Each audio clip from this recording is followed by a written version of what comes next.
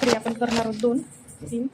त्याच्यासाठी मी इथं ताट घेतलं स्वच्छ धुवून, तवा ठेवला गॅसवर, पीठ घेतलं चाळून असं थोडंसं. 2 भाकरीचं पीठ चाळून घेते. त्यामध्ये थोडंसं पाणी घालायचं आपल्याला आणि पाणी घेऊन असं पीठ थोडं थोडं पाणी घालून मळून घ्यायचं असं प्रकारे.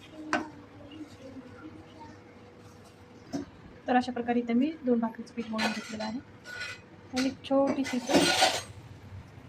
सुरुवातीला छोटंसं असं चिपट टाकून घ्यायचं आणि आपल्याला गाईला घालायचं. थोडं यापेक्षा मोठं केलं तरी चालतं. आता या पिठाचे 2 भाग करून घ्यायचे आपल्याला, 2 गोळे. आणि आता आपल्याला या गोळ्याची भाकर थापून घ्यायची. अशा प्रकारे गोळा केलेला मी तर. आता इथं पीठ घेतले आपण, यावर हा गोळा असा आपल्याला अशी भाकर थापून घ्यायची.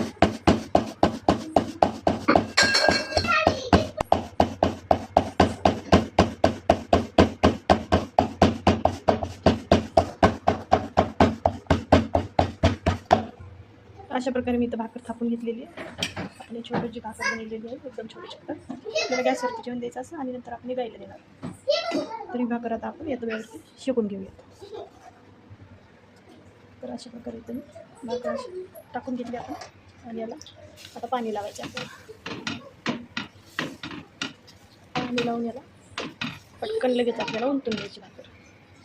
तर आता ही भाकर आपल्याला अशी दुसऱ्या बाजूने टाकून घ्यायची आणि शेकून घ्यायची दोन्ही बाजूने. दोन्हीकडून खमंग अशी आपल्याला शेकून घ्यायची भाकर.